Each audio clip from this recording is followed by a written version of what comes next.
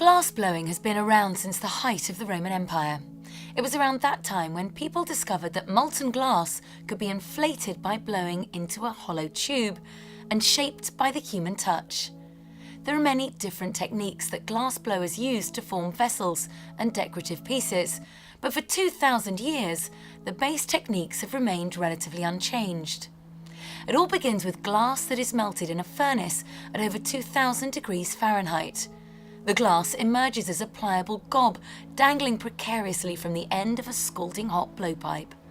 Once the gob is secured, the other end of the 5-foot steel or iron pipe is cooled in a barrel of water, and the glass blower can set to handling and shaping the delicate mass. The glass blower blows into the pipe to begin forming a bubble in the glass, all the while keeping the pipe rotating. More layers of glass can be added with a gathering iron or by tipping the pipe back into the furnace. The shaping of the glass often begins with nothing more than a wet newspaper between the glass blower's bare hands and the 2,000-degree molten mass. It's a race against gravity and time, as the artist must keep the pipe spinning continuously or risk ruining the fragile creation.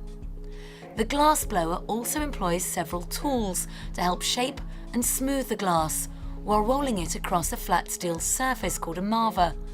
Patterns and colours can be added to the creation by rolling the molten glass in powdered colour or in larger pieces of coloured glass called frit. The process continues again and again, with this series of gathering, inflating and shaping until the artist's vision has been achieved. After the vessel is formed to the desired shape and colour, it's placed in a kiln that allows the glass to cool down slowly over 24 hours, keeping it from cracking under thermal stress. Once cooled, the glass can be ground, polished, engraved and detailed further.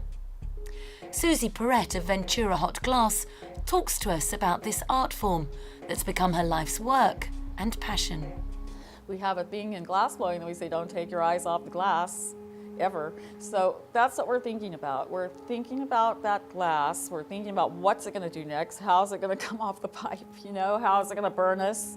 How is it responding to the shape and the design and everything else? We really can sit back and drink our coffee and just laugh and have a good time the next day. When we come out to our annealing oven, which lets that glass vessel drop down slowly overnight, it still has a sharp point where we've dinged it off the pipe, but we can take that out, and sometimes it's really hot.